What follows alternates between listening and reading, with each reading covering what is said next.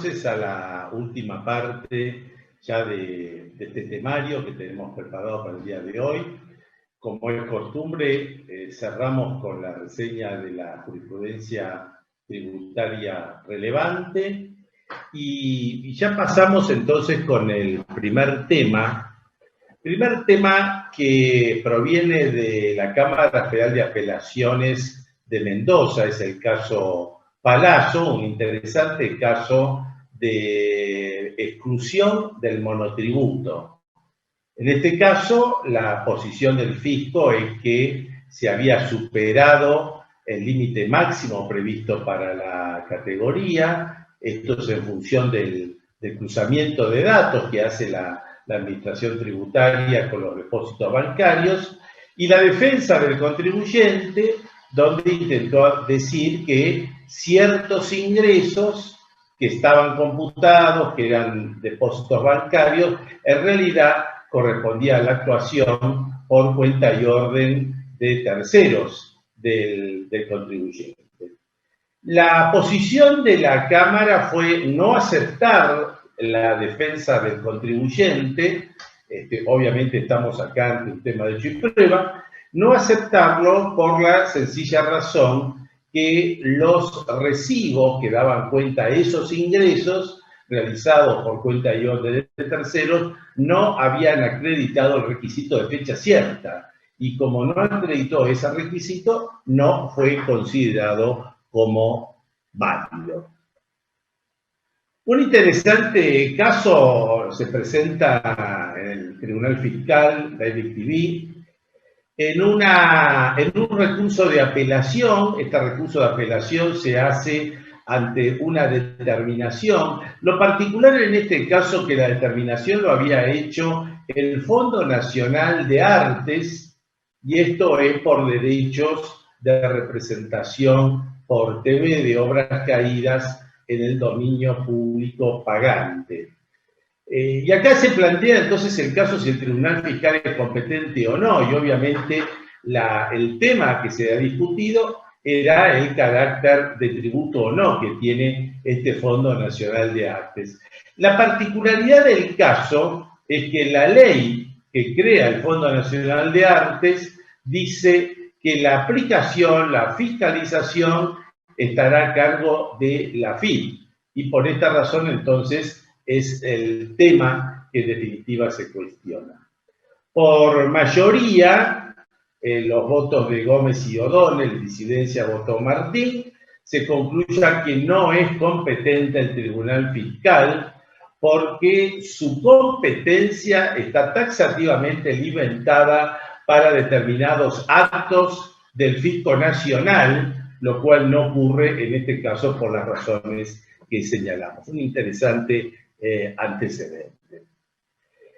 Y hay otro caso que en este caso proviene de la Cámara Federal, de la Sala 2, el caso JBS Argentina, en un tema vinculado a facturas apócrifas. Esto lo vamos viendo cómo se reiteran los casos de facturas apócrifas y con alcance distinto, porque son distintos los temas que se van discutiendo en una y otra razón.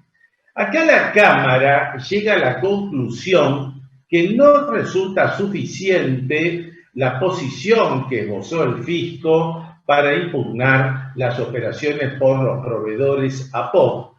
Y esto es porque toda la base de sustento de la determinación de oficio son las conclusiones del área de fiscalización.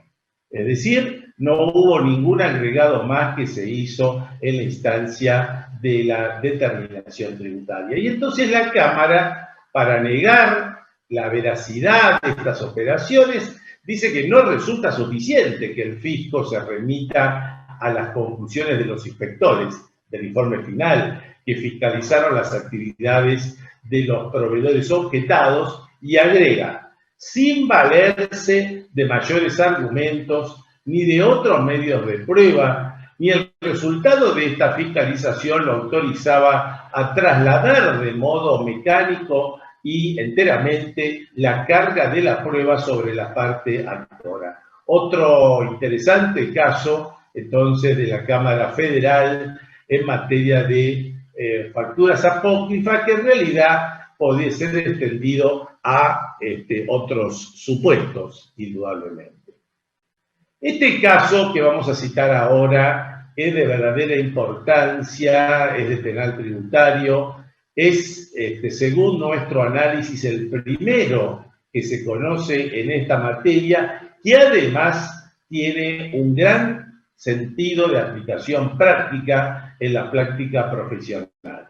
Y está referido al delito de apropiación indebida de los recursos de seguridad social y más referido al tema del plazo de los 30 días que existen para configurarse el delito luego de la fecha del vencimiento del plazo que en definitiva establece la administración tributaria. No se analiza en este tema, pero quiero aprovechar para recordar que el vencimiento del plazo de 30 días no es un plazo indefectible para que se configure este delito. Así, hay antecedentes jurisprudenciales que han sostenido que con 3, 4, 5 días más allá de los 30 sería indicativo que no se dio la conducta ardidosa y por lo tanto no juega este delito. Insisto, este es un tema que viene a colación, no se trata en este tema. Lo que se trata en este tema, y esto sí es absolutamente novedoso, es el tema de los pagos parciales que hace el contribuyente en concepto de aportes dentro de los 30 días. Digo pagos parciales porque en realidad no se pagaron todos los aportes, sino una parte de ellos, e insisto, dentro de ese plazo de 30 días. Cuando el juez de primera instancia en lo penal económico se tuvo que expedir en este sentido, concluyó que como son pagos parciales, no tiene ninguna relevancia, se dispone el procesamiento y lleva adelante el mismo.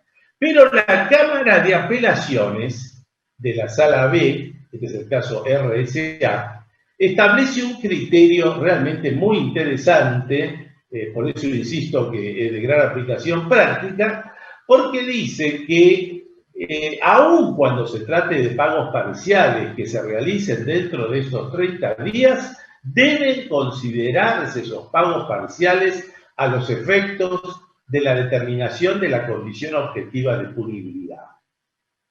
La Cámara entonces analiza la sumatoria de esos pagos, lo resta de los aportes denunciados y llega a la conclusión que ese neto era inferior a la condición objetiva de punibilidad. Y como consecuencia de esto dispone la revocatoria del procesamiento. Realmente me parece que es un antecedente de mucha valía práctica, porque obviamente esto va a permitir a los contribuyentes jugar con los montos dentro de ese plazo de 30 días. Dicho sea de paso, la misma causa trata otros pagos parciales realizados después de los 30 días, obviamente sin misma consecuencia porque no se realizan en ese plazo de 30 días. Pero me parece que es una decisión de la Cámara realmente muy importante por el hecho de que en realidad a los 30 días se estaría perfeccionando el ardid que lleva al delito. Y si dentro de esos 30 días entonces hay pagos parciales, obviamente esos pagos parciales deben restarse a los efectos de la determinación de la condición objetiva de punibilidad.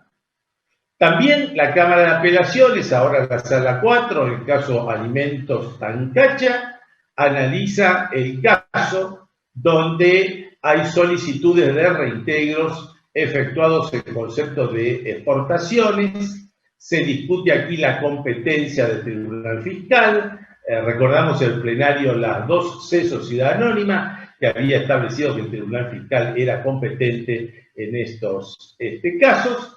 Pero básicamente ahora la Cámara toma la posición del nuevo artículo 159 modificado por la ley 27.430, donde expresamente está mencionado que estos casos no abren la competencia y por lo tanto esto es lo que se resuelve. No es competente el Tribunal Fiscal y no es aplicable el plenario las 2C.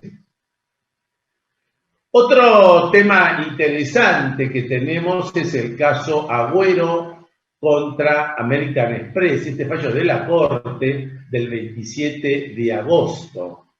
Acá el contribuyente plantea un recurso extraordinario, una situación muy particular, porque es un caso de extinción de contrato de trabajo por acuerdo entre las partes se ponen de acuerdo, establecen lo que se debe, la empresa realiza la retención del impuesto a las ganancias, que interpreta que corresponde y lo hace con acrecentamiento del impuesto porque estas eran las pautas que se habían establecido entre las partes. Con posterioridad, y una vez hecho todo esto, se intenta repetir el importe al considerar que ese monto estaba exento del impuesto a las ganancias. La Corte rechaza el recurso extraordinario porque interpreta que si la ex empleadora había estimado que la cifra pactada en ese acuerdo conclusivo que había fijado las partes estaba sujeto al impuesto a las ganancias, lo era en aras de no perjudicar a la actora, y en este momento no puede iniciar una acción de repetición. Un tema que también sigue la línea de lo que la jurisprudencia había establecido con anterioridad, pero ahora la Cámara de Casación Penal, la Sala 1, o sea, el máximo tribunal de casación penal, que define el momento de consumación del delito de evasión fiscal en la causa Bonici. Acá se trataba del ejercicio 2008. Este ejercicio estaba integrado con posiciones mensuales que iba desde noviembre del 2007 a octubre del 2008. El cierre de ejercicio, obviamente, el 31 de octubre. La Cámara de Casación dice entonces que tenemos que integrar todos los periodos fiscales y, por lo tanto, la fecha de consumación del delito del pago del IVA, en este caso de defraudación, era el 22 de noviembre del 2008, porque esa fecha de vencimiento era la fecha de vencimiento que correspondía al último pago de la declaración jurada de valor agregado integrativo del periodo fiscal. Como sabemos, esta fecha es de fundamental importancia para ciertos efectos, como puede ser el tema de la prescripción penal. Y hay otro caso que viene muy interesante de la Corte, es el caso Olivera del 12 de noviembre, un caso donde se mezclan dos temas, que sería el acceso a los datos vinculados a la fiscalización de un contribuyente y el secreto fiscal. Este era el caso de un contribuyente. Este contribuyente hace una presentación a la AFIP. En esa presentación hace la denuncia de otro contribuyente y después intenta ir actualizando la información para ver cómo avanza esta inspección de la cual él había sido vigilante por haber hecho la denuncia. Cuando el contribuyente solicita los datos a la AFIP para ver qué había pasado con la inspección, si se había cargado la inspección, si había OI, si había requerimientos, si había contestado del otro contribuyente denunciado, la AFIP le contesta diciendo que no podía responder porque toda esa información estaba bajo el secreto profesional. Esto, por lo tanto, llega hasta la Corte y la Corte fija un criterio distinto porque dice que toda esa información no forma parte del secreto profesional. Esa información que se discutía, que era sobre la OI, si se habían librado requerimientos destinados a que el contribuyente pueda aportar información, si fueron labradas las actas por haberse dejado constancia de los distintos testimonios de los inspectores, dice la Corte, se vinculan exclusivamente con las actuaciones y las conductas desplegadas por el fisco en el marco de esa actuación administrativa que no implica ningún dato o contenido referente a la situación económica o financiera del contribuyente, ni tampoco a declaraciones o manifestaciones efectuadas por el contribuyente ante la FIP. Conclusión. Primera conclusión. El contribuyente que hizo la denuncia tenía derecho al acceso a los datos vinculados a la fiscalización. Segunda conclusión, no juega el secreto fiscal y por lo tanto la administración tributaria obligada a suministrar esta información.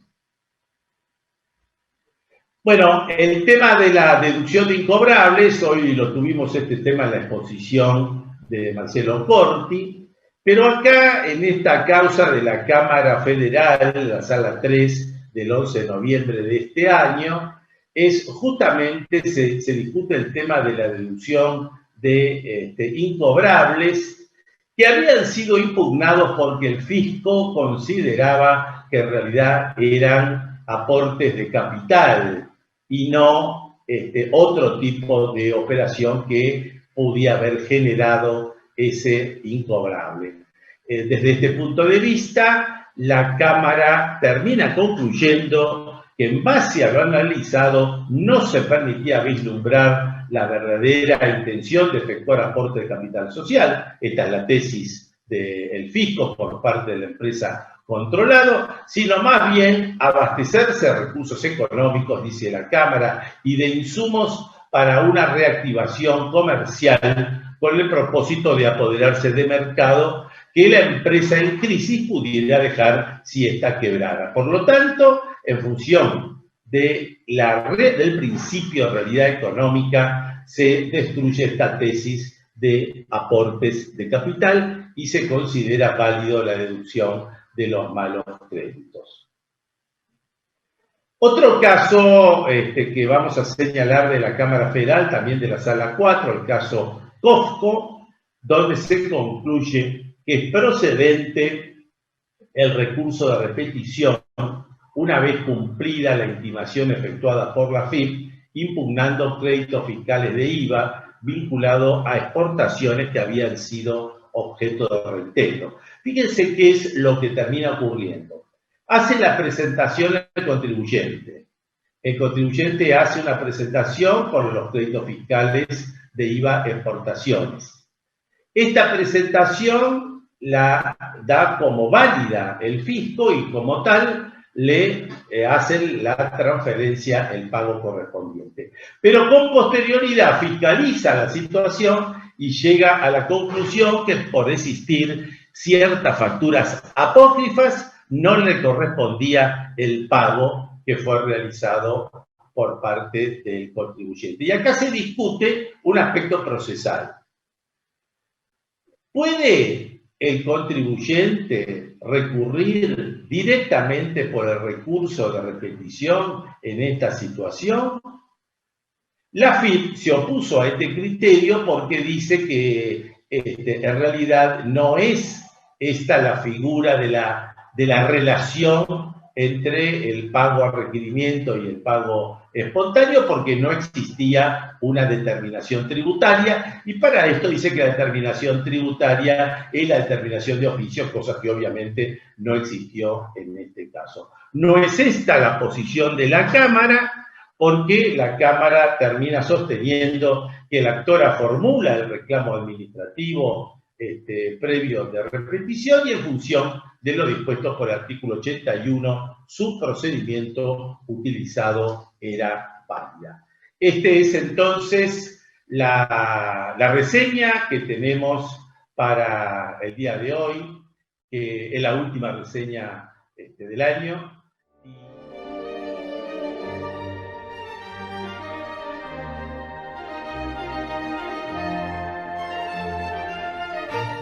Bueno, voy a pasar entonces a contestar las preguntas que me acercaron respecto, básicamente casi todas las preguntas son sobre aspectos procesales vinculados al tema del impuesto a la riqueza. Hay una primera pregunta que está referida a los recursos de repetición, es decir, estos serían los supuestos que hemos dicho de contribuyentes, los que llamamos más conservadores, que en definitiva deciden pagar el tributo y después repetirlos. Y a razón de que ese pago resulta espontáneo, porque en principio no tenemos un requerimiento por parte de la administración tributaria, la pregunta es si se debe agotar la vía administrativa o se puede recurrir a la acción judicial directamente. Esto, por supuesto, que no es privativo de este impuesto, sino que es propio de la Ley de Procedimiento Fiscal. Y desde el punto de vista, digamos, estrictamente legal, sabemos que la ley hace una distinción entre pagos espontáneos o pagos a requerimiento. Si el pago es espontáneo, se requiere agotar la instancia administrativa, porque obviamente se requiere ver cuál es la posición que tiene el fisco respecto de ese tema que en definitiva está controvertido. Si el pago es a requerimiento, como ya esa posición previamente el fisco lo analizó, no se requiere agotar la vía administrativa, sino se habilita la instancia judicial. Más allá de esta definición de la ley, lo que sí tenemos que decir que hoy la jurisprudencia en forma mayoritaria no está requiriendo el agotamiento administrativo para la acción administrativa, para la acción repetición de pago. Esto, la jurisprudencia se está fundamentando básicamente en la aplicación de las normas de impugnación judicial que tiene la ley 19.549 de procedimientos administrativos, y en general viene sosteniendo que en estos supuestos, fundamentalmente, cuando se discute, como va a ser acá, la constitucionalidad del impuesto, pasaría a ser un ritualismo inútil el hecho de requerir la acción de parte del fisco, y por lo tanto, la jurisprudencia hoy está admitiendo la acción, la repetición directa ante la justicia sin pasar por la vía administrativa. Hay un colega que nos pregunta por qué desechamos el amparo. Bueno, la vía de amparo lo hemos comentado. Nosotros lo desechamos porque tiene una serie de inconvenientes para discutir el tema que estamos analizando. En primer lugar, el amparo tiene medios probatorios mucho más limitados que lo de la acción declarativa. Por eso que también nos volcamos por la acción declarativa. El amparo tiene a su vez un plazo de caducidad temporal, porque una vez que se publica la ley en el boletín oficial, la acción de amparo se puede producir dentro, o mejor dicho, se debe producir dentro de los 15 días de la vigencia de la ley, cosa que esto obviamente no pasa este límite con la acción declarativa, y en general los plazos son más breves. Por todas estas cuestiones es que descartamos la acción de amparo y aconsejamos la acción declarativa de inconstitucionalidad. Respecto de la acción declarativa de inconstitucionalidad, hay varias preguntas con las cuales todas las preguntas sobre acción declarativa las vamos a contestar. Hay algunas que están inclusive superpuestas. El primer aspecto, justamente nos preguntaban por el plazo. ¿Qué plazo existe? ¿Qué plazo legal existe para presentar la acción declarativa de inconstitucionalidad? No hay un plazo establecido, como sí ocurre con el amparo, los 15 días desde la publicación en el boletín oficial. En segundo lugar, nos preguntan, ¿cómo está la situación jurisprudencialmente hoy respecto de la admisibilidad formal de la acción declarativa de inconstitucionalidad? Bueno, aquí el tema que hemos señalado es que el problema para la admisión formal es justamente lo que se llama el acto en ciernes o la existencia de un caso concreto. Es decir, en principio la acción declarativa de inconstitucionalidad no se permitiría realizar directamente contra la ley sin tener una actividad previa del Estado. Esa actividad previa es lo que se llama el acto en ciernes o caso concreto. En muchos casos, la posición que ha tomado la jurisprudencia es que esta conducta del Estado requiere una intimación al contribuyente, requiere la exteriorización del comportamiento de la posición fiscal a través de un requerimiento, de una intimación, de un reclamo de tipo administrativo. Pero tenemos que señalar que hay una profunda división entre la justicia en lo contencioso administrativo de la capital federal de buena parte de los tribunales federales del interior. Esto sí es una cosa importante de observarlo y lo comento porque en las cuestiones que se van a presentar posiblemente vamos a tener cuestiones de ambos tipos.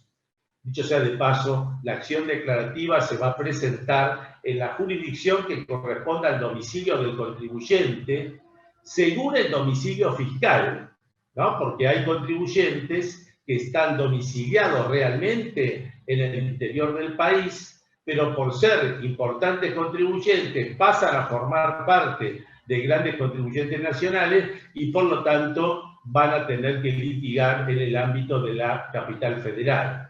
Entonces, este es otro aspecto importante que vamos a tener que analizar.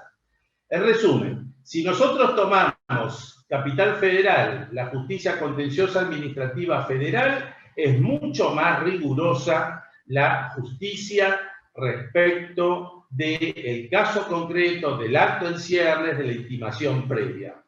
Hace pocos días tuvimos un nuevo pronunciamiento de la Cámara Federal respecto de un impuesto municipal, y en ese impuesto municipal el contribuyente recurre por la acción declarativa y el contribuyente prueba justamente el acto en ciernes a través de una intimación que le hace el municipio porque el contribuyente no había pagado la tasa de seguridad e higiene respectiva. Y la Cámara justamente empieza a analizar el tema, convalida esta posición, dictamina acerca de la admisión formal porque consideró cumplimentado el acto del cierre como requisito para eso, como consecuencia de la intimación que había hecho el municipio. Diríamos que en general las 5 salas de la Cámara están en una línea, salvo alguna excepción, en una línea parecida.